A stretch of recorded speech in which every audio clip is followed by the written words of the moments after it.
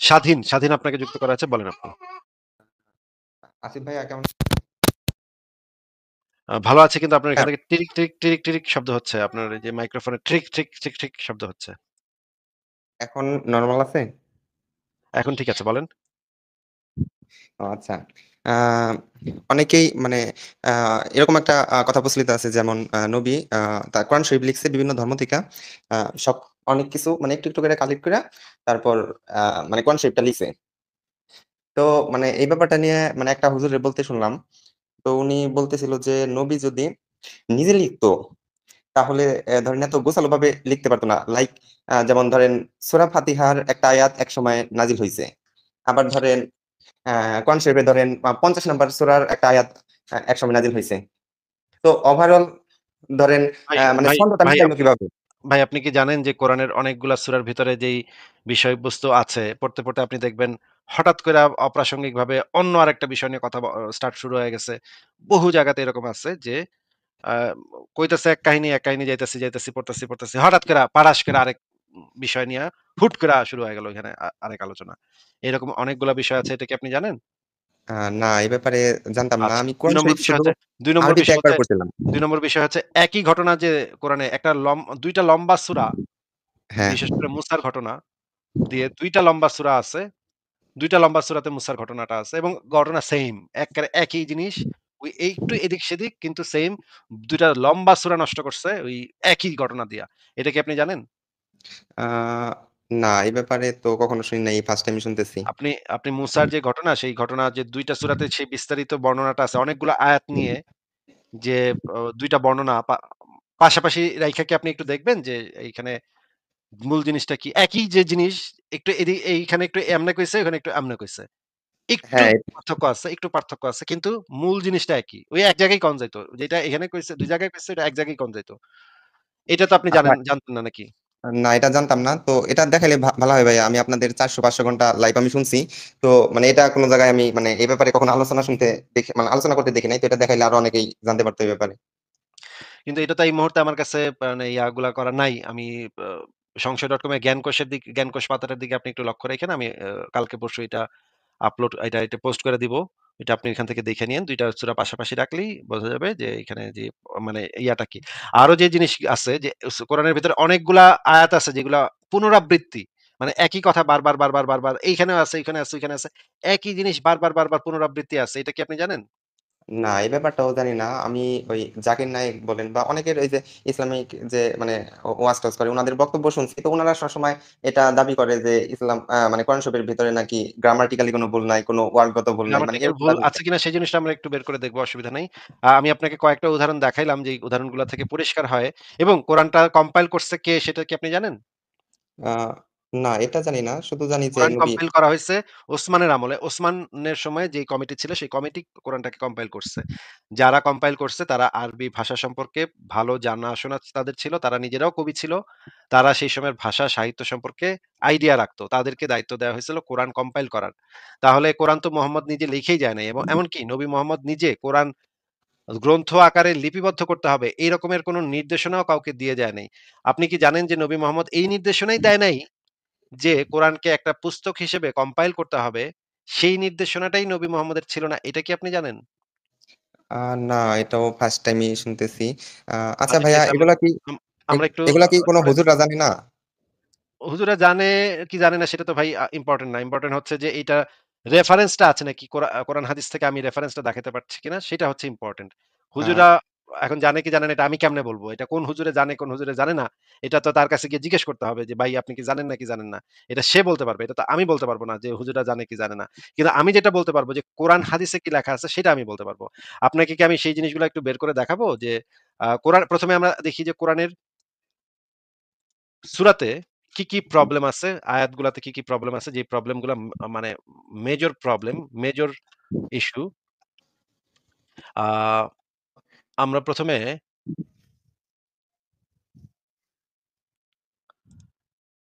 এটা একটু পড়েন তো ভাই এখানে কি লেখা আছে? If you support Allah, okay, who believe if a help Allah আচ্ছা। তোমরা যদি আল্লাহকে সাহায্য করো, যদি তোমরা আল্লাহকে সাহায্য করো তাহলে। আচ্ছা, আপনি একটু আমাদেরকে বলেন তো যে আল্লাহকে সাহায্য করা কথাটার মানে কি? মানে সর্বশক্তিমান সত্তাকে যে হচ্ছে একবার হও বললে পুরা মহাবিশ্ব তৈরি হয়ে যেতে পারে, তার হেল্প দরকার, তার সাপোর্ট দরকার মানুষের। ওয়াও! ফ্যান্টাস্টিক না জিনিসটা? ভাই কি বলেন আপনি? হ্যাঁ, এটা তো হ্যাঁ, অন্যরকম লাগতেছে। কিন্তু আ মানে কি আ বিষয়ে সাহায্য এক চাইতেছে? যেই বিষয়ই থাক, মানে আমরা ইমানদাররা যদি আল্লাহকে সাহায্য করি, তাইলে আল্লাহও আমাদেরকে বিনিময়ে আল্লাহ আমাদেরকে সাহায্য করবেন। ওইটা হচ্ছে এই পাগুলোকে দৃঢ় প্রতিষ্ঠা করবেন। মানে এটা জিহাদের কথা বলা হচ্ছে। যদি আমরা আল্লাহর পথে জিহাদ করি, মানে আল্লাহর হুকুমত কায়েমের জন্য আল্লাহ মানুষের কাছে সাহায্য চাচ্ছে যে, "হায় তোমরা যদি আমারে সাহায্য করো, তাইলে আমিও কিন্তু তোমাগরে সাহায্য দিমু। সাহায্য পাঠায় তোমাদের পা গুলারে শক্ত করে দিমু। তোমাদের" এই দেখেন নিচে লেখা, পা সুদৃঢ় করে দিবেন। তোমাদের পা সমূহ সুদৃঢ় করে দিবেন। মানে কিন্তু কথার যে মানে বক্তব্যটা কি আপনার কাছে মনে হইতেছে না যে এইটা তো হইতে পারে না। এটা কেমনে সম্ভব যে একজন সর্বশক্তিমান সত্তা মাইনষের কাছে সাহায্য চাইতেছে। ব্যাপারটা কি? আ হ্যাঁ, এরকমই তো লাগতেছে। আচ্ছা। ঠিক আছে, এবার আমরা এই আয়াতগুলা একটু পড়ি। সূরা বাকারার ২৪৫ এবং সূরা হাদীদের ১১। একটু ভাই পইড়া শোনান তো ভাই কি লেখা? শুধু বাংলাটুকু পড়বো? হ্যাঁ, বাংলাটুকু আল বায়ান ফাউন্ডেশনের অনুবাদটা পড়েন। আ আল-বাইন ফাউন্ডেশন। আ লেখা তো ভাই কোনটা? ডাইন পাশেরটা না বাম পাশেরটা? আমি তো বুঝতেছি না বাম কোনটা পাশেরটা ভাই। আগে পড়েন। বাম পাশেরটা আগে কে আছে যে আল্লাহকে উত্তম ঋণ দেবে? এই কথাটা আচ্ছা, লেখা আছে বাম দিকে? জি, জি। কে আর ডান দিকে আছে লেখা যে আল্লাহকে উত্তম কর্য প্রদান করবে? ওকে। ঋণ আর ডান মানে পাশে আল্লাহ ঋণ চাইতেছে নাকি আল্লাহ লোন চাইতেছে? মানে আল্লাহর কিছু লোন দরকার নাকি? আচ্ছা, আল্লাহ লোনটা গ্রহণ করবে কিভাবে? সেটা তো আল্লাহ তো আর এসে গ্রহণ করবে না। এটা নবী নিজের কথা কইছে আরকি। নবীরে দেওয়ান লাগবে ওই টাকাটা। টাকা-টুকা আপনি নবীরে দিবেন। আল্লাহর ওয়াস্তে নবীরে দিবেন আরকি। টাকাটা তো আ নবী নিবো। আল্লাহ কইতাছে যে আল্লাহকে কর্জে হাসানা প্রদান করবে, মানে হচ্ছে উত্তম ঋণ দিবে, ঋণ দান করবে, লোন দিবে। আল্লাহ পাক সেই লোনটারে বহুগুণে বৃদ্ধি করে তার আবার প্রতিদান দিয়ে দিবে। আচ্ছা ভাই, আপনারে যদি আমি কোন লোন দেই, আপনি হ্যাঁ, যদি সেইটার থেকে আমারে কিছু বাড়ায়া দেন, সেটারে আমরা কি বলি? এটা তো সুদ বলি। সুদ বলি। তাইলে আল্লাহ পাক আমাদেরকে সুদে আসলটাও দিব, সুদেও দিব।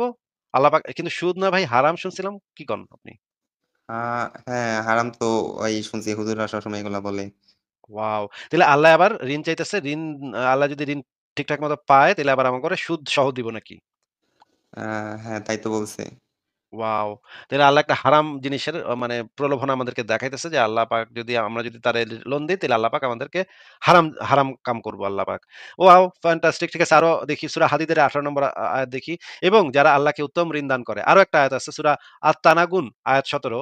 তোমরা যদি আল্লাহকে উত্তম ঋণ দান করো। ভাই ৪ টা আয়াতে একই কথা। ৪ টা আয়াতে একই কথা। আল্লাহরে লোন দাও, লোন দাও। মানে পৃথিবীতে আ কত ইম্পোর্টেন্ট আসিফ বিষয় ভাই আছে। এখানে আমি একটু দ্বিমত করতেছি আপনার সাথে যে আ এইখানে উত্তম ঋণ চাইছে ঠিক আছে। কিন্তু হচ্ছে যে যখন আল্লাহ ফেরায় দিবে ওইটা নেসেসারিলি ইয়ে মিন করে না আরকি সুদ মিন করে না। নেসেসারিলি না এমনিতে সুদই মিন করে না আসলে। আমি একটু সুদ বলব মিন যে করে কেন ভাই। এটা হ্যাঁ, বলেন কেন কেন? সুদ মিন করে না? আম কেননা আল্লাহ যে আ দিবে মানে তারা যে আল্লাহর উপর ইনভেস্টটা করতেছে তো হচ্ছে আপনার ইসের উপরে। ওই কোন একটা যুদ্ধ-টুদ্ধ হবে, গনিমতের মাল পাবে তারপর হচ্ছে যে আল্লাহ বিলাই দিবে। মানে গনিমতের মাল থেকে তারা যতটুকু ইনভেস্ট করছে, যতটুকু টাকা যুদ্ধে ইনভেস্ট করছে, তার চেয়ে বেশি টাকা তারা গনিমতের মালে পেয়ে যাবে। পেয়ে এটা ইয়ে হয়ে যাবে। তো এখন যুদ্ধে জিতবে কি জিতবে না, এটা তো কোনো গ্যারান্টি নেই আসলে। যদি গ্যারান্টি না থাকে তাহলে তো এটা সুদ না। আর আপনি যদি এখানে আরেকটা জিনিস নিয়ে আসেন না, ভাই, না, না, না। না ওয়েট, আল্লাহ ওয়েট, তো ওয়েট, ভাই ওয়েট। আল্লাহ তো ভাই আল্লাহ সর্বজ্ঞানী। আল্লাহ আল্লাহ তো যখন মানে সর্বজ্ঞ ভাই, এটা আপনি ভুল বললেন তো। এটা তো গ্যারান্টেড। কারণ আল্লাহ তো গ্যারান্টি দিতেছে এখানে যে সে বহুগুণে বৃদ্ধি করে দিবে। যে কোথায় বলা ভাই আছে ভাই? এই যে আল্লাহ পরিষ্কার বলতেছে, যদি তোমরা আল্লাহকে উত্তম ঋণ দান করো, তিনি তোমাদেরকে বহুগুণে বৃদ্ধি করবেন। বৃদ্ধিটা ইন তো কনটেক্সট গ্যারান্টেড। ইন কনটেক্সট আছে ভাই, এটা তো যুদ্ধ রিলেটেড তাই না? যদি এই যুদ্ধে যুদ্ধ নাও জিত পাওয়া যায়, তাহলে পরের যুদ্ধে গ্যারান্টেড তো। আল্লাহ তো গ্যারান্টি দিতেছে এখানে। এটা মোটেও ব্যবসা হইতে পারে না। ব্যবসাতে গ্যারান্টি নাই যে আপনি ফেরত পাইবেন কি পাইবেন না। কিন্তু এই ক্ষেত্রে এ 100% গ্যারান্টি আল্লাহর পক্ষ থেকে আসতেছে। এটা তো আল্লাহর পক্ষ থেকে গ্যারান্টি আসতেছে। আচ্ছা। যখন জিনিসটা ঠিক গ্যারান্টেড হয় তখন সেটা সুদ। এবং এইটা নিয়ে তৎকালীন সময়ে ইহুদিরা পর্যন্ত মুহাম্মদকে জিজ্ঞেস করছিল, "তুমি নিজে সুদের বিরোধিতা করো, তোমার আল্লাহ সুদ দেয় কেমনে?" এই তাই কোয়েশ্চেনটা নাকি? তৎকালীন আচ্ছা। ইহুদিরা করছিল। হ্যাঁ, মানে আরো মজার ব্যাপার কি? আপনারা দেখাইতেছি আচ্ছা, আচ্ছা। দাঁড়ান। তাহলে আমি তো ভাই এমনি জোক করার জন্য এটা করছিলাম যে, আপনি যদি কোনো মুমিন যদি আমার কথা শুনে এটা মাইনে নিত যে ঠিক আছে, আ ফারাজে তো ঠিকই আসিফ ভাইয়ের ভুল ধরে লাইছে। তখন আমি বলতাম যে, "ভাই আল্লাহ তো সর্বজ্ঞানী আপনার কথা অনুযায়ী। আল্লাহ যদি সর্বজ্ঞানী হয়, তাহলে তো যেকোনো জায়গায় ইনভেস্ট করেন আর আল্লাহ যদি বলে যে বাড়ায় দিব। আল্লাহ তো জাইনে বুঝেই কইছে এই কথা। না আল্লাহ তো আর ইদার আল্লাহ জাইনে বুঝে তাদেরকে সুদ দিচ্ছে অর অর হচ্ছে আল্লাহ তাদেরকে প্রতারণা করতেছে। যেকোনো একটা। কোনটা করতেছে আপনি বলেন আমারে। আমি তো এখন আপনাকে সেই জিনিসটা একটু দেখাইতেছি যে এই যে মানে এই সময় এই জিনিসটা নিয়ে যে সেই সময়ে আ ইহুদিরা কোয়েশ্চেন করছিল মুহাম্মদকে মানে মানে কোয়েশ্চেন তুলছিল তারা। সেই জিনিসটা একটু দেখাই। দেখেন আ এইখানে আ এটা হচ্ছে সিরাতুন নবী আ পৃষ্ঠা নাম্বার হচ্ছে দাঁড়ান এটা হচ্ছে সিরাতুন নবী ২য় খণ্ড পৃষ্ঠা নাম্বার ২৫২ দেখেন এখানে আবু বকরের ইয়াহুদি শিক্ষালয়ে প্রবেশ। মানে আবু বকর একবার ইয়াহুদি শিক্ষালয়ে গিয়েছিল। আ এখানে এসে বলতেছে যে ফান হাস যিনি হচ্ছেন একজন ইহুদি কিন্তু তার কথাবার্তা শুনলে আপনি পরে বুঝবেন সে আসলে নাস্তিক ছিল। সে ইহুদি ধর্মে বিশ্বাস করত না। আলোচনা পরে আগাইলে আপনি এটা টের পাইবেন। ইহুদি আবু বকরকে লক্ষ্য করে বলল, আল্লাহর কসম হে আবু বকর, আমাদের আল্লাহর কাছে কোনো ঠেকা নেই। পক্ষান্তরে তার অবশ্যই ঠেকা আছে আমাদের কাছে। আমরা তার কাছে কাকুতি মিনতি করি না, যেমনটি তিনি করেন আমাদের কাছে। আমরা তার নিকট দায়মুক্ত ও অনটনহীন। কিন্তু তিনি আমাদের দিক থেকে অনটন ও দায়মুক্ত নন। যদি তিনি আমাদের দিক থেকে অনটন মুক্তই হতেন, তবে আমাদের সম্পদ থেকে কর্য চাইতেন না। যেমনটি তোমাদের নবী ধারণা করে থাকেন যে তিনি আমাদেরকে সুদ থেকে বারণ করেন আবার নিজে তিনি তা আমাদেরকে দিয়ে থাকেন। মানে এই যে আল্লাহ যে আমাদেরকে সুদ থেকে বারণ করেন এবং নিজে আমাদেরকে তা দিয়ে থাকেন। এই যে এই আয়াতটাকে নিয়ে মানে এই ইহুদি সেই ইঙ্গিতটা করছে। এখানে তো এই সিরাত গ্রন্থে তো সেই আয়াতটার কথা বলা নাই। যে আয়াতটা আপনি পাইবেন এইখানে এই যে এই আয়াতগুলা না এই যে এই আয়াতগুলা কে আছে আল্লাহকে উত্তম কর্য প্রদান করবে। এই আয়াতটা নিয়ে এই লোকটা যে হচ্ছে একটা আ মানে স্কুলের টিচার ছিল, ইহুদি শিক্ষালয়ের সে একজন মানে শিক্ষক ছিল। সে বলতেছে তিনি আমাদেরকে সুদ আসিফ ভাই থেকে এটার টাইটেলটা কি? লেখার টাইটেলটা কি? সাফিয়া লেখাটার ভিতরে ও এটা আচ্ছা, আছে। আচ্ছা, আচ্ছা, আচ্ছা, আচ্ছা, ওকে। তো পরে আবু বকরের ক্ষুদ্র প্রতিক্রিয়া দেখেন। তখন আবু বকর নারাজ হলেন এবং তার গালে জোরে আঘাত হেনে বললেন, "যার হাতে আমার প্রাণ ব্লা, ব্লা, ব্লা। যদি আমাদের মধ্যে চুক্তি না থাকতো তবে আমি তোর মাথায় আঘাত করতাম হে আল্লাহর দুশমন।" তখন এই লোকটা আবার রাসূলের কাছে গিয়ে মানে নালিশ করল যে, আপনার সাথে আমার সাথে দুর্ব্যবহার করছে। আমি প্রশ্ন করছিলাম দুর্ব্যবহার করছে। মুহাম্মদ তখন এই জিনিসটাকে বলল, "ঠিকই আছে। আবু বকর যা করছে ঠিকই করছে। তো মানে তুমি এইরকম প্রশ্ন করতে গেছো কেন?" তো এই ছিল ঘটনা। এখন দেখেন আমি আবারও এই আয়াতটা বের করি। এই যে দেখেন এতগুলা আয়াতের ভিতরে আল্লাহ খালি কর্জ চাইতেছে, খালি কর্জ চাইতেছে। আচ্ছা যদি কর্জ লাগেই তাহলে তো একটা আয়াতে কইলেই হইতো। বারবার ৪ টা আয়াতে আল্লাহ কর্জ চাইতেছে, টাকা-টকা চাইতেছে, টাকা-টকা দিলে নাকি আবার বাড়ায় দিব। এটা কেমন কথা? স্বাধীন ভাই আপনি একটু বলেন তো যে ৪ টা আয়াতে কর্জ চাওয়ানোর দরকার কি? একটা আয়াতে কইলেও তো আমরা মানে মানতাম যে এটা আল্লাহর আয়াত নাকি? আ জি, এরকমই মনে হইতেছে। নবী হয়তোবা বিভিন্ন যুদ্ধের সময় তাহলে বিভিন্ন বলছে এগুলা কিন্তু হয়তোবা। বিভিন্ন একবার কইলেই তো ওই আয়াতের রেফারেন্স দিয়েই তো কইতে পারত যে আগের আয়াতে ওই অমুক আয়াতে তোমাকে ওরা কইছিল কর্জ দাও। এখন কর্জ দাও। কিন্তু ৪ টা আয়াতে মানে ৪ জায়গায় এরকম মানে একই জিনিস বলার দরকার কি? একই কথা, কথা তো একই। এই যে মানে আল্লাহকে যারা ঋণ দেয়, তো আল্লাহ তাদেরকে বহু গুণ বর্ধিত করে দিবেন। একই তো কথা। একটু ঘুরায় ফিরায় ওই একই কথা কইতাছে। মানে ৪ টা জায়গাতে। দরকার কি এত মানে আপনি জানেন আসিফ ভাই একবার বললে আল্লাহর কথা কেউ পাত্তা দিত না। ইসলাম তো এভাবেই আসছে যে মানুষের কাছে যেন এটা একসেপ্ট করা ইজিয়ার হয়। আল্লাহ যেহেতু একবারে পাত্তা পায়নি এইজন্য ৪ বার চাইছে। মানুষের কাছে এটা একসেপ্ট করাটা ইজিয়ার হচ্ছে যে না আমার আল্লাহ একবার চাইছে এরকম না উনি জাত ফকির উনি যেহেতু ৪ বার চেয়ে বসছেন ওনাকে দিতেই হবে আসলে। আচ্ছা ভাইয়া উনি কি মানে এরকম করে আসলেই ঋণ কি নিছেন বিভিন্ন যুদ্ধের সময় এরকম? হ্যাঁ, তাহলে মানে অস্ত্র যদি না সাহায্য নেয় কিনতে ভাই ৪ বার চাইছে কেন ভাই? আল্লাহ কি হুদাহুদি মানে চাইছে। মানে এই আয়াতের পরে নবী ঋণ-টিন নেয় নাই। টাকা-টাকা নেয় নাই মানুষের থেকে। ঠিক আছে ভাই বুঝলাম ভাই। আপনি আচ্ছা তাহলে আপনি হাস্যকর কোন ভাই? বিষয়টা। ধরেন আপনার নবী আল্লাহর নাম করে মানে মুমিনদের কাছে টাকা দিতেছে। মুমিনরা দেবে না? হ্যাঁ, হ্যাঁ, দেবে এটা না? তো দিবে সম্ভব। হ্যাঁ, দেয়ারই কথা। আ আচ্ছা ঠিক আছে আরেকটা আয়াত দেখি আমরা একটু দেখেন। তো এখানে দেখেন আল্লাহ পাক বলতেছে যে, আ যাদের সাথে তোমরা শত্রুতা করেছ আশা করা যায় আরেকটা অনুবাদে আছে সম্ভবত। আচ্ছা আল্লাহ যে সর্বজ্ঞানী সে কি এই ধরনের ওয়ার্ড ব্যবহার করতে পারে যে আশা করা যায় আল্লাহ তোমাদের এবং তাদের মধ্যে বন্ধুত্ব সৃষ্টি করে দিবেন। সম্ভবত আল্লাহ তোমাদের এবং তাদের মধ্যে বন্ধুত্ব সৃষ্টি করে আচ্ছা এই সম্ভবত শব্দটা কি আল্লাহর সাথে যায় কিনা একটু বলেন তো ভাই? আ সম্ভবত এই ওয়ার্ডটা ইউজ করার ফলে তো আল্লাহর যে ক্ষমতা ওটারে তো লিমিটেশন করে দেওয়া হইছে মনে হইতেছে। আচ্ছা ঠিক আছে, আমরা এটাও দেখলাম। এবার আমরা আরেকটা আয়াত দেখি। আহ আ এই আয়াতে যেটা বলা হচ্ছে যে, অতঃপর বিশদভাবে বর্ণনা করা হয়েছে, অমুকের থেকে অতঃপর বিশদভাবে বর্ণনা করা হয়েছে। এটা হচ্ছে, এটা যে এটা যে আমি আপনারে কেন দেখাইতেছি আমি ভুলে গেছি। আ এই মুহূর্তে মনে পড়তেছে না। আচ্ছা ঠিক আছে, আমি এটা বাদ দিলাম। ঠিক আছে। এইটা আমরা পড়ি। আ মানে এত রেফারেন্স হইছে যে এগুলো মনে রাখাও অনেক ডিফিকাল্ট কাজ। তো এই সূরা নম্বর ৬ এর ৯৯ নম্বর আয়াতটা আমরা পড়ি। হ্যাঁ? এইখানে আমরা খুব মজা পাবো। অনেক মজা আছে এখানে। একটু ভাই পড়েন, বিসমিল্লাহ বইলে আপনি সূরা আয়াতটা পড়া শুরু করেন। ওকে। তিনি আকাশ থেকে পানি বর্ষণ করেছেন। আচ্ছা, আচ্ছা, এখানে তিনিটা কেডা ভাই? তিনিটা কেডা? কে আকাশ আ থেকে পানি বর্ষণ করে? এটা তো আল্লাহর কথাই সম্ভবত বলল। আল্লাহর কথাই আচ্ছা, বলল। আচ্ছা। হ্যাঁ, হ্যাঁ। বলেন, এরপরে পড়েন। অতঃপর আমি এর দ্বারা ওয়েট, ওয়েট, সর্ব ওয়েট, ওয়েট, ওয়েট, ওয়েট। তিনি আকাশ থেকে পানি বর্ষণ করেছেন, অতঃপর আমি এর দ্বারা, আচ্ছা এখানে আমিটা কেডা? আ আমি তো এই যে কথাটা যে বলতেছিল তার কথাই মনে হইতেছে। মানে সে কি সর্বপ্রকার উদ্ভিদ উৎপন্ন করতে পারে? মানে যেই ব্যাটা কইতেছে এই কথাটা, সে কি, তার কি ক্ষমতা আছে যে সে ফসল নির্গত করে, মানে উদ্ভিদ উৎপন্ন করে, ফসল থেকে বের করে, খেজুরের কাঁদি থেকে গুচ্ছ বের করে। এটা কি মানুষের কাজ নাকি এটা আল্লাহর কাজ? এটা তো আল্লাহর কাজ হওয়ার কথা। তাইলে এখানে তিনিটা কে আর আমিটা কে? আ এখানে তো ভুল আছে মনে হইতেছে। যে এই মানে এই আয়াতগুলা বলছিল, তার মুখের কথা মনে হইতেছে যে আমি। উনি উনি উদ্ভিদ উৎপন্ন করেছে এরকম মনে হইতেছে। মানে আল্লাহ কি এইভাবে এই আয়াতটা কইছে? যে তিনি আকাশ থেকে পানি বর্ষণ করেছেন, অতঃপর আমি। এটা যদি আল্লাহর মুখের থেকে বাইর হওয়া কথা হয়ে থাকে, তাইলে এই আমি যখন বলতেছে তখন আল্লাহর কথা আল্লাহ আমি কইতেছে, সেটা ঠিক আছে।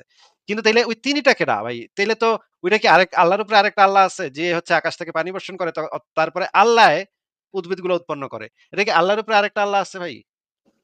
আ হ্যাঁ, এরকম যদি আল্লাহর পার্সপেক্টিভ থেকে হয় তাইলে তো তিনি বলতে তো তাইলে আরো অন্যজনরে বুঝাইতেছে।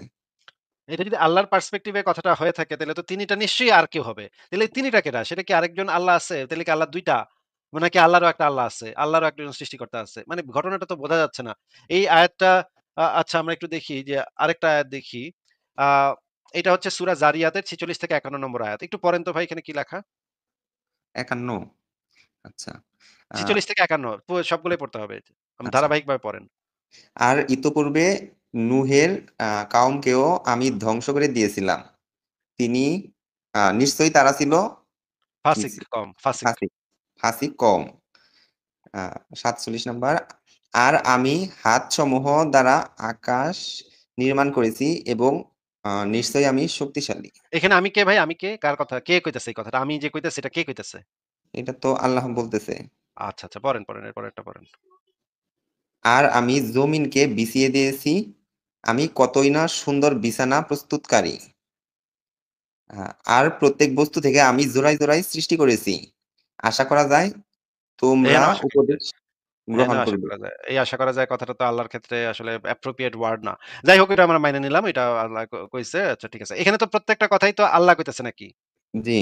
আল্লাহর মুখ থেকে বাইর হওয়া কথা বলেই আমরা বুঝতে পারতেছি এগুলা। আচ্ছা ৫০ নম্বরটা পড়েন এবার। অতএব তোমরা আল্লাহর দিকে ধাবিত হও। আমি তো তার পক্ষ থেকে তোমাদের এক স্পষ্ট সতর্ককারী।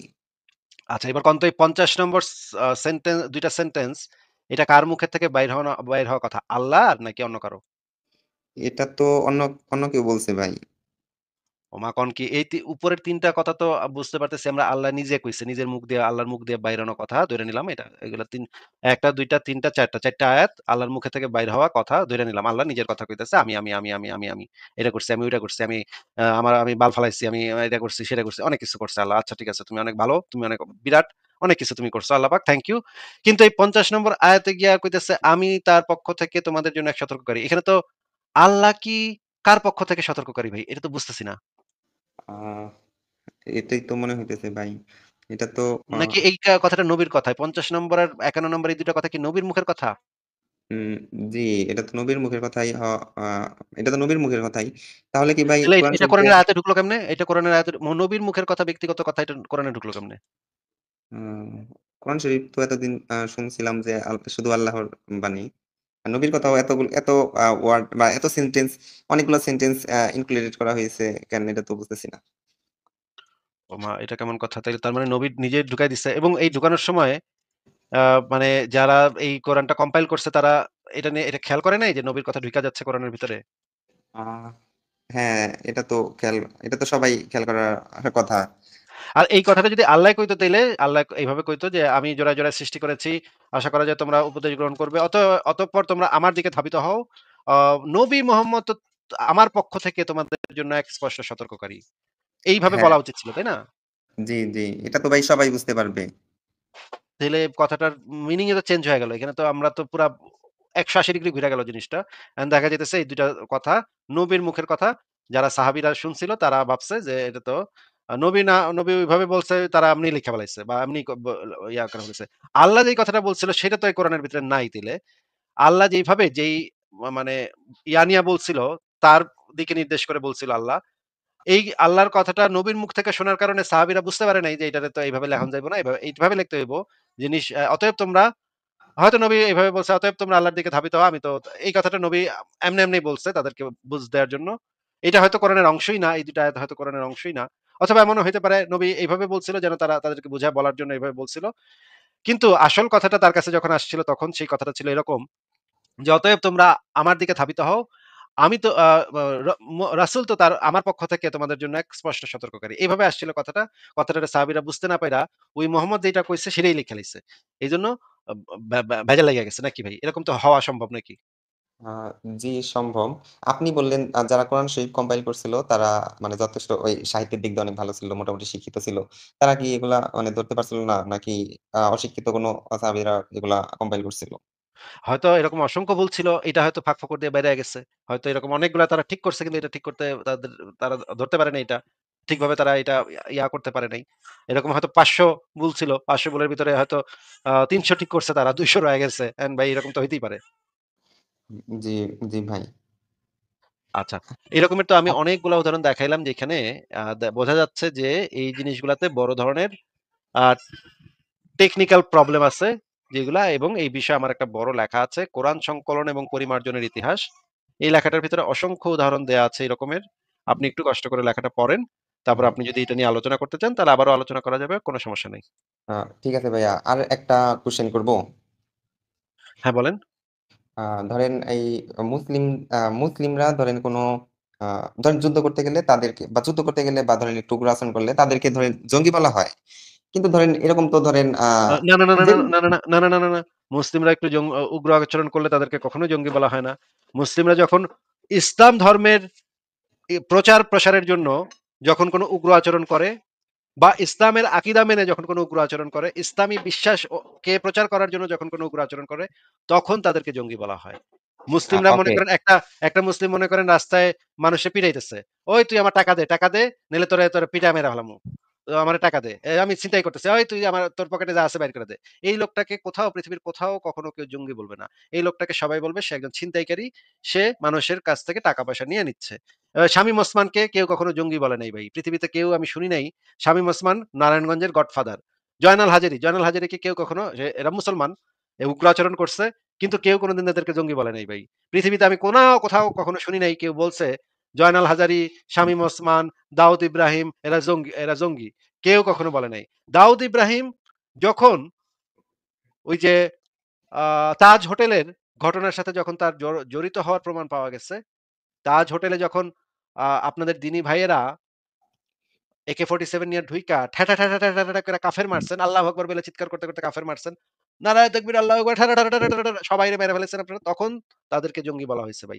হোলি আর্টিজানে যখন আপনারা আপনাদের দিনী ভাইরা মানুষ ঢুইকা একটা ৭ মাসের প্রেগন্যান্ট মহিলাকে কাইটা টুকরা করছেন। কুচি উম অংশ করে কাটছেন। একটা ৭ মাসের প্রেগন্যান্ট একটা মহিলারে হুম। আল্লাহু আকবার ধ্বনি দিয়া এবং মারার আগে জিজ্ঞেস করছেন, "কলেমা পড়, কলেমা পড়। কলেমা পড়তে পারোস না? তাইলে তো তুই কাফের। তোরে এখন জবাই করমু।" এই কথা বইলা যখন তাদেরকে হত্যা করছেন, তাদেরকে জবাই করছেন, তাদেরকে টুকরা করে কাটছেন ভাই, তখন আপনাদের ওই দিনী ভাইদেরকে সবাই জঙ্গি বলছে। কিন্তু কোন একজন উগ্র আচরণ করছে মুসলমান, আহারে সে একটু উগ্র আচরণ করছে এই বইলা তারে জঙ্গি বলবে না আহারে। না, এরকম কোন কাউকে কেউ কখনো জঙ্গি বলে নাই। পৃথিবীতে অনেক মুসলমান আছে যারা বলছে মুসলিমরা তো ভাই। এগুলা বলছে তো এগুলা ভাই। নিয়ে এগুলা নিয়ে কোনোদিন কোনো কথা বললেন না আসাদনুর ভাই। ভাই বলে। অবশ্যই ভাই এগুলা নিয়ে কখনো কোনো কথা বললেন না। আপনাদের ধর্মের যে পরিমাণ জঙ্গি আছে যত পরিমাণ আপনারা রিপ্রেজেন্ট করেন জঙ্গির বাচ্চা জঙ্গি, এবং যত পরিমাণ আপনাদের জঙ্গির বাচ্চা জঙ্গি ভাইয়েরা দিনের নামে ইসলামের নামে জঙ্গিগিরি করে বেড়াইছে, এইখানে এসে নিজেদের জঙ্গি ভাইদের যে অ্যাট্রিবিউটগুলা ওইগুলা কমানোর জন্য এই ধরনের কান্নাকাটি লাইভ প্রোগ্রামের থেকে শুরু করে কোথাও যায় করেন না। একটু সামান্যতম লজ্জা সরমবোধ একটু গায়ে লাগান, একটু লজ্জাবোধটা গায়ে মাখান, একটু আত্মসম্মান বোধটা রাখেন, রেখে এই ধরনের কথাগুলো বাদ দেন। আপনাদের যদি আমরা সার্চ করি, ধরেন টেররিস্ট অর্গানাইজেশন লিখে যদি আমরা সার্চ করি, 100টা লিস্টের মধ্যে আপনারা থাকবেন, আপনারা 70-80% আপনারাই থাকবেন। আপনাদের উপর দিয়ে 90%, মানে আমি তো কমই বললাম আর কি, আপনারই থাকবে। শুধু এই ধর্মের, অন্য কোনো ধর্ম, গোত্র, রাষ্ট্র মিলা যত জঙ্গির বাচ্চা জঙ্গি আছে, আপনাদের সমান ধারের কাছে কেউ নেই। সো এইখানে যেখানে আপনারা এক্সেল করতেছেন অন্য ইসে থেকে, সেখানে যায় আপনারা এই যে কান্নাকাটি, ভিকটিম কার্ড প্লে করা, এই কাজগুলো করেন না।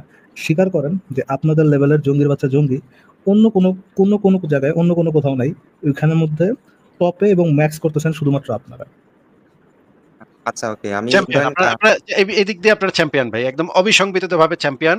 আপনাদের ধারে কাছে না, কেউ মানে আইতে পারবো না, ধারে কাছে কেউ আইতে পারবো না। আমরা একটু স্বাধীন ভাই, আপনাকে একটা হাদিস পড়তে আমি একটু অনুরোধ করছি। এই হাদিসটা যদি আমাদেরকে একটু পড়ে শোনাইতেন স্বাধীন ভাই। আচ্ছা, শুধু মার্ক করাটুকু পড়বো? আপনার ইচ্ছা হলে পুরোটাও পড়তে পারেন, ইচ্ছা না হলে মার্ক করাটুকু পড়তে পারেন, আপনার ইচ্ছা। আচ্ছা, তবে শুধু লাল অংশটুকু পড়েন, হ্যাঁ? আচ্ছা, লাল ফুল অংশ নাকি শুধু মার্ক করা? আগে পরিচ্ছেদ ১ থেকে শুরু করেন। এখানে কি লেখা? যতক্ষণ পর্যন্ত মানুষ লা ইলাহা ইল্লাল্লাহ না বলবে, ততক্ষণ পর্যন্ত তাদের বিরুদ্ধে আ কিতাল করতে আমি আদেশপ্রাপ্ত হয়েছি। আচ্ছা, জি, এটা কিতাল আমি মানে কি ভাই? কিতাল মানে কি ভাই? আ কিতাল মানে আ কেটে ফেলা। কেটে ফেলা, কেটে ফেলা না। কেটে ফেলা না, কেটে ফেলা। মেরে ফেলা। কতল কাতিলুন। না না, উনি ঠিকই বলছে। অমিকা জাস্ট সামনে গলাটা ইচ্ছা করে বলে নাই। গলা কেটে ফেলা, কেটে হ্যাঁ। ফেলা বলতে এটা আপনি হত্যা করার কথাই তো বুঝাইছেন, তাই না স্বাধীন ভাই? আ হ্যাঁ, এটাই তো মনে হইতেছে এখানে লেখা।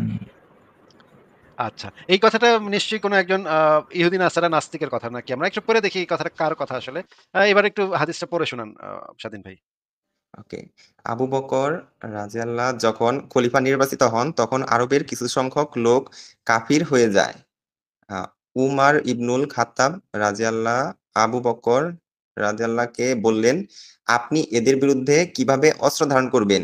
অথচ রাসূলুল্লাহ সাল্লাল্লাহু আলাইহি সাল্লাম বলেছেন, "মানুষ যে পর্যন্ত না আল্লাহ ব্যতীত আর কোনো প্রভু নেই এই কথার স্বীকৃতি দেবে, সেই পর্যন্ত আমি তাদের বিরুদ্ধে যুদ্ধ করতে আদিষ্ট হয়েছি। আর যে ব্যক্তি বলল, আল্লাহ ব্যতীত আর কোনো প্রভু নেই, সে আমার থেকে তার মাল এবং রক্ত নিরাপদ করে নিল।" আচ্ছা, একটু আমাদেরকে বুঝায় বলেন যে এখানে আসলে ঘটনাটা কি? আমি তো বুঝতেছি না। নাস্তিক তো এই কারণে একটু বুঝতে কষ্ট হয়। সবই বুদ্ধি-শুদ্ধি কম, আল্লাহ দিছে কম। একটু যদি বুঝায় দিতেন আমাদেরকে এখানে রাসূলুল্লাহ কি বলেছেন? এ যে পর্যন্ত মানে কেউ ইসলাম ধর্ম গ্রহণ না করবে, সে পর্যন্ত আ মানে তাদেরকে রক্ত আচ্ছা, তাদেরকে আমি সহজ করে দিই। যে হত্যা যে করতে পর্যন্ত বলছে। ইসলাম ধর্ম যুদ্ধ গ্রহণ করতে না বলছে। করবে, যে পর্যন্ত ইসলাম ধর্ম গ্রহণ না করবে, সেই পর্যন্ত জঙ্গির বাচ্চা জঙ্গিগিরি চালাইতে হবে। হ্যাঁ, এটাই লেখা। এবং আপনাদের মানে এই এটা মতাদর্শ কি ভাই? যারা সাবস্ক্রাইব করে তাদেরকে জঙ্গি বলাটা ঠিক না নাকি? আপনি বলতে চাচ্ছেন এটা যে তাদেরকে কেন ভাই না, আসিফ ভাই আপনি কেন তাদেরকে জঙ্গি বলেন ভাই? না হয় আমাদের নবী বলছে এটা যে না পর্যন্ত আসিফ না ভাই, আমিও মনে করি এরকম না। আপনার জঙ্গি বলা উচিত না। আপনি ভাই ইউ ক্যান একটু সে এক বেটার লাইন কথা থিংস বলি। লাইক জঙ্গির বাচ্চা জঙ্গি বলতে পারেন, আপনি জঙ্গি বলবেন এটা আমার মনে হয়। আচ্ছা, ভাই আচ্ছা, কারেকশন আচ্ছা, জঙ্গির বাচ্চা জঙ্গি আচ্ছা বলতে হবে ভাইয়া নাকি? আচ্ছা, এই কথাটার মানে কি? যে আল্লাহ ব্যতীত কোন প্রভু নেই এইটা বললে তারপর নাকি মাল এবং রক্ত নাকি নিরাপদ হয়ে যাবে তখন। এই কথাটা তো বুঝতেছি না ভাই। আরেকটু বুঝায় দেন তো। এইটা না করলে নবী একটা এপিক ব্লো জব দিবে, যেটাতে জি, আচ্ছা বুঝতে পারছি আরে ভাই। এরপরেও আপনি যদি বলেন যে ভাই কেন জঙ্গি বলেন ভাই আমাদেরকে? নবী না একটু বলছে জীবন এবং মাল এবং রক্ত লা ইলাহা ইল্লাল্লাহ না বললে অনিরাপদ আর বললে নিরাপদ। এটা না হয় আমাদের নবী বলছে তাই বলে কি আপনি জঙ্গি কইবেন ভাই? ওহ! ভাই আ খুব খারাপ ভাই, খুব খারাপ। সবাই আমি খুব খারাপ। আমি ভাই এই কোয়েশ্চেনটা মানে এই পার্সপেক্টিভ থেকে করছিলাম না। আমি আরকি বলতে চাইছিলাম আরকি সন্ত্রাসী আর আরকি জঙ্গি এটা কি মানে একই ওয়ার্ড কিনা এটা জানার জন্য আরকি আমি এই কোয়েশ্চেনটা করছিলাম। ভায়োলেন্স যখন আপনি সিভিলিয়ানদের উপরে in the name of religion, in the name of politics যখন আপনি ভায়োলেন্স করবেন, সেটাকে আহ, সেটাকে আইসিজে অনুযায়ী আর কি আপনার টেরর অ্যাক্টিভিটি বলা হয়, যে টেরর অ্যাক্টিভিটির মধ্যে আপনারা এক্সেল করেন, আপনাদের চেয়ে বড় ওকে চ্যাম্পিয়ন দুনিয়া তার একটা নেই। ওকে, রাজনৈতিক ভাবে যদি কেউ করে তারপরেও জঙ্গি? যদি রাজনৈতিকভাবে করে, কোনো রাজনৈতিক মতাদর্শ আদর্শ রেখে যদি এই কাজ করে, সেটার মধ্যে জঙ্গিবাদ আছে, yes। আচ্ছা, তাহলে সেটাকে ধরেন আসলে অন্য- সেটাকে আসলে অন্যের এভাবে উপর চাপা এইভাবে অন্যের উপর চাপা দেওয়ার অন্য জন্য। শব্দ আছে, এটার জন্য অন্য ওয়ার্ড আছে। পলিটিক্যালি যদি আপনি মনে করেন গণহত্যা চালান, বা মনে করেন একটা জনগোষ্ঠীর উপরে আপনি আপনার জাতীয়তাবাদ দিয়ে যদি আপনি সেই কাজটা জাতীয়তাবাদের উপরে ভিত্তি করে যদি সেই কাজগুলো করেন, তাহলে সেইটার জন্য আলাদা ওয়ার্ড আছে। কিন্তু সেটা জঙ্গিবাদ বা রিলিজিয়াস টেরোরিজম, এটা একটু স্পেসিফিক, যেটা হচ্ছে শুধুমাত্র ধর্মীয় মতাদর্শ প্রচারের জন্য বা অন্যকে আমার ধর্ম মানাবার জন্য যখন এই ধরনের মারামারি খুনাখুনি হয়, তখন সেটাকে রিলিজিয়াস এক্সট্রিমিজম বলে বা টেরোরিজম বলে। এটার জন্য আলাদাভাবে এটাকে রাখা হয়েছে, এই ওয়ার্ডটাকে আলাদাভাবে এটার জন্য রাখা হয়েছে। আচ্ছা, অন্যগুলোর জন্য যদি অন্য ওয়ার্ড আছে। যদি অন্য কোনো ধর্ম এই সেম কাজটাই করে, তাহলে কি এই সংজ্ঞা অনুযায়ী তাদেরকেও জঙ্গি বলা হবে? ধরেন হ্যাঁ, অন্য ধর্ম প্রচারের।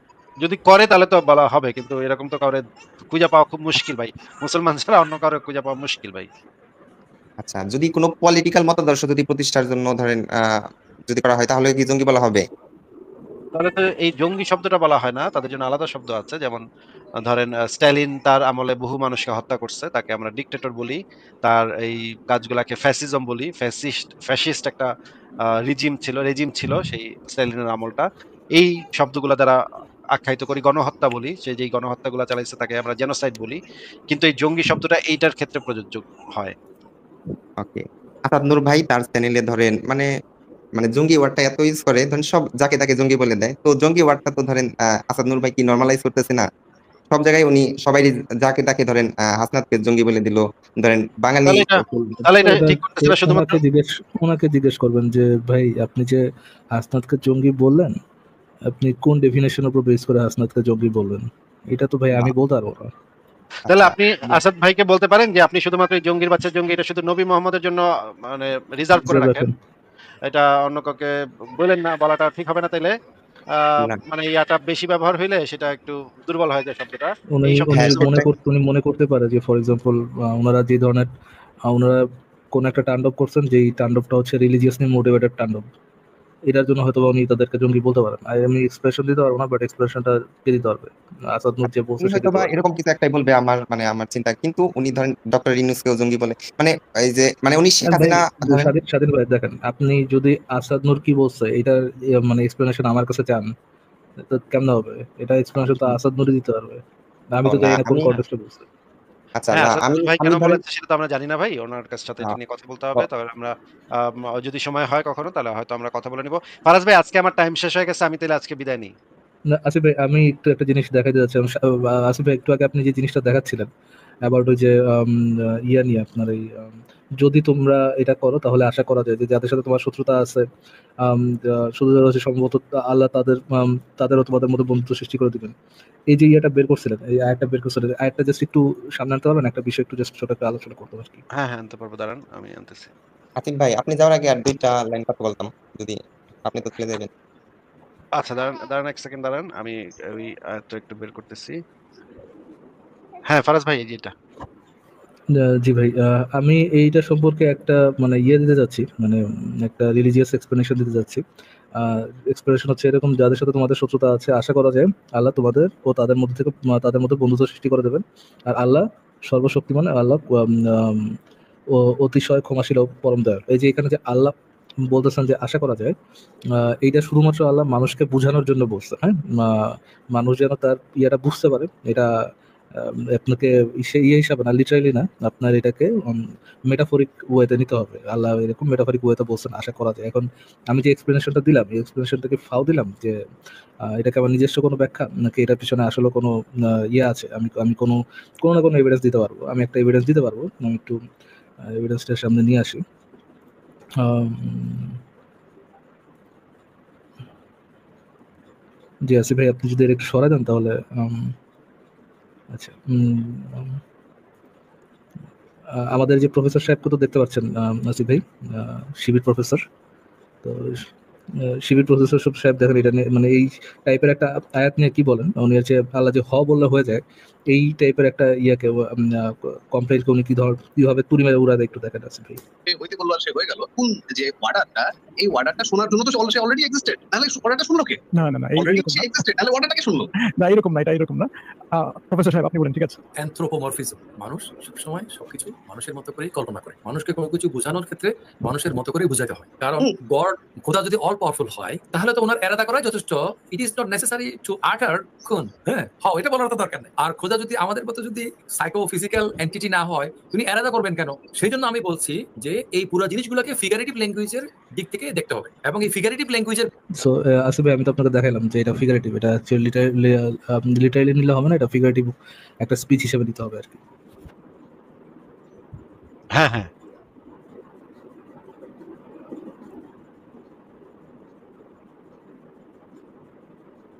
ফারাজ ভাই পয়েন্টটা কি?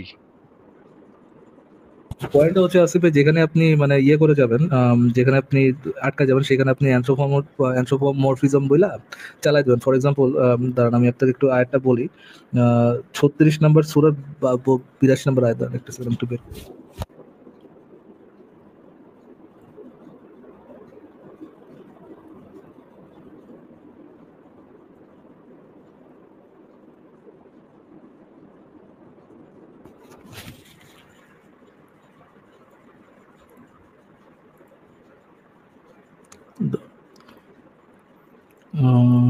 স্ক্রিনটা শেয়ার করতেছি।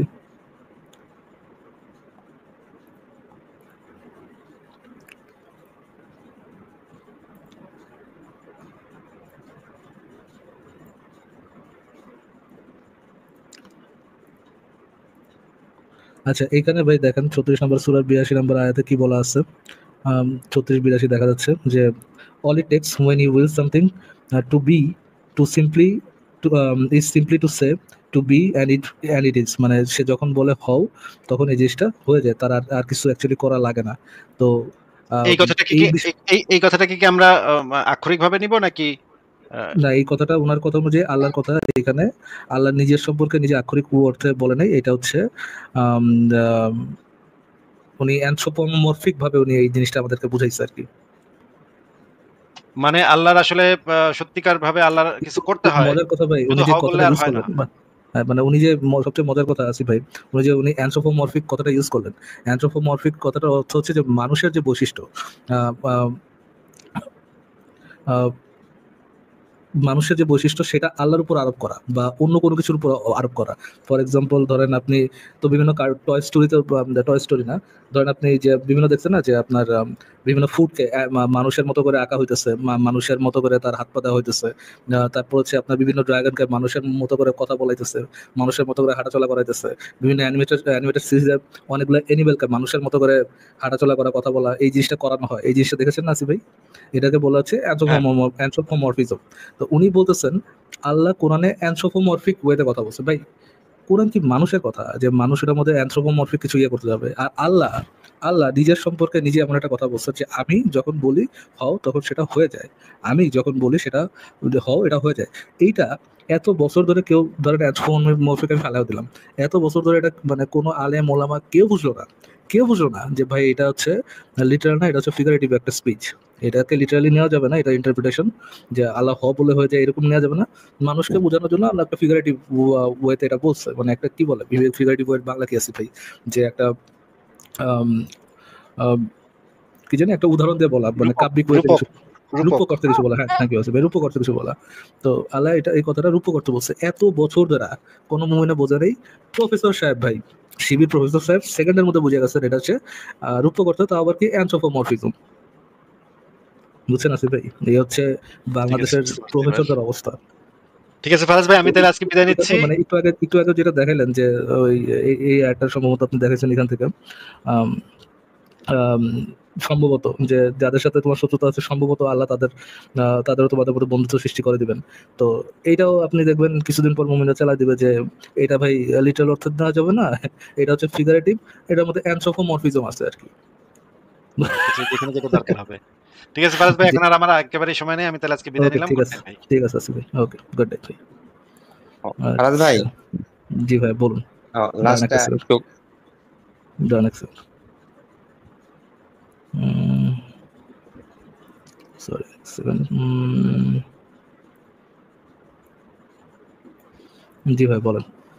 ও আহ, আচ্ছা, আমি মানে যেটা বলতে চাইছিলাম, মানে ওই যে মানে কথাতে ছিলাম ওই কথা থেকে আবার শুরু, মানে ওই কথাটা আর কি শেষ করার জন্য বলতেছিলাম, যেমন ওই আসাদ নূর ভাইয়ের কথা বলতেছিলাম।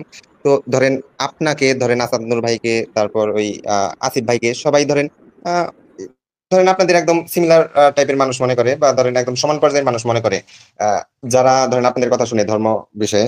তো আহ, আসাদ নূর ভাই যখন আহ নবী যে সন্ত্রাসী কর্মকাণ্ড করছে, উনি উনি যেভাবে বলে যে সন্ত্রাসী কর্মকাণ্ড করছে, মানুষের বাড়ি অ্যাটাক করছে, মানুষের মত প্রকাশের যেমন ওনার নামে কেউ কটূক্তি করলে তাহলে তাকে হত্যা করার নির্দেশ দিয়েছে। তো তার মতে, বা এটা এটা সবার মতেই মোটামুটি বলা যায় যে এটা খারাপ কাজ, ঠিক আছে। কিন্তু ওই আসাদ নূর ভাই যখন এই কথাগুলাকে প্রমোট করতেছে, মানুষের কাছে প্রচারণা করতেছে, ওই সেম চ্যানেলেই উনি যখন ধরেন শেখ হাসিনার দোষ খুঁজে পায় না, সব দোষ ধরেন খুঁজে বেড়ায়, ধরেন ডক্টর ইউনূসের দোষ, বা মানে ধরেন শেখ হাসিনার বিপক্ষে যারা আছে মানে তাদের দোষ, আরে ওনার ভাই, চ্যানেলটা একটু ফলো আসাদ করলেই নূরের বুঝতে সম্পর্কে পারবেন। বেশি আপনি আসাদ নূরের কাছে যে করেন ভাই, আমার কাছে করে লাভটা কি? ওনার তো আমার অ্যাক্সেস নাই, মানে জাস্ট মানে আমি আপনাদের কাছে এই কারণে বলতেছি, যেহেতু মানে আপনাদের কি বলে, আপনাদের সবাই সেম ক্যাটাগরির মানুষ মনে করে যে হ্যাঁ না, আপনারা মোটামুটি মানবিক টাইপের মানুষ, ভাই আপনারা সত্য ওনার কথা বলেন। এক্সপ্লেনেশন, উনি কেন এটা করেন, কেন এটা করেন না, কেন কি করেন, কেন কি করে না, ওনার তো ভাই ইয়ে না, আমি পিএস না আমি, ওনার না ওনার না তো না, ইয়েও ঠিক না, আছে। আমি ওনার পক্ষে তো আমি কথা বলবো না। উনি যদি কোনো কাজ আপনি যা ধরেন, যদি রিজনেবল কাজ কোনো এক্সপ্লেনেশন দেয় সেটা নিবেন, আর যদি কোনো রিজনেবল এক্সপ্লেনেশন না দেয় নিবেন না। আহ, হ্যাঁ হ্যাঁ, ঠিক আছে। না, আমি জাস্ট এটাই বলতেছিলাম, ধরেন আপনারা ধরেন এতদিন ধরে ধরেন একটা আপনি কি ধরেন বোঝানোর পরে ইসলামের আবার বিপক্ষ। সেম জিনিসটাই মানে একটা এক্সপ্লেনেশন আমি আপনাকে বললাম প্রসিডিউরটা কি, সেম জিনিসটাকে আবার রিপিট করতেছেন এখন। না না না, আমি আপনার মানে আমার জাস্ট একটা লাইনে শেষ করতে দেন, আমার 1 মিনিট সময় নেবো যদি শুনতেন, তারপর আমি চলে যাবো যদি শুনেন। ভাই আল্লাহর রাস্তায় শেষ করেন, তাড়াতাড়ি শেষ করেন ভাই। আহ, না, আমি জাস্ট মানে এই কথাটা এই কারণে আপনাদের বললাম, যেহেতু আপনারা ধরেন ইসলামের খারাপ কাজগুলোর বিপক্ষে দীর্ঘদিন ধরে একটা কি বলে একটা প্ল্যাটফর্ম দাঁড় করাইছেন, বা একটা পয়েন্ট কতগুলো মেক করছেন যে চ্যানেল না, আছে ভাই, ইসলাম ভাই এই শোনেন, কারণে খারাপ। এই কথা একটু আগে যেই কথাটা রিপিট করছে ওটা আবার শুনে নেন, আপনার এই সেকেন্ড কথা, সেই শেষ কথার পরের রেসপন্সটা আমার ওই আগে যেটা বলছে ওই একই কথা, বুঝতে পারছেন সাথী ভাই? আচ্ছা আচ্ছা, okay okay thank you very much, যুক্ত হওয়ার জন্য ধন্যবাদ ভাই। ওকে ওকে। আল্লাহ সুদা বলাবেন।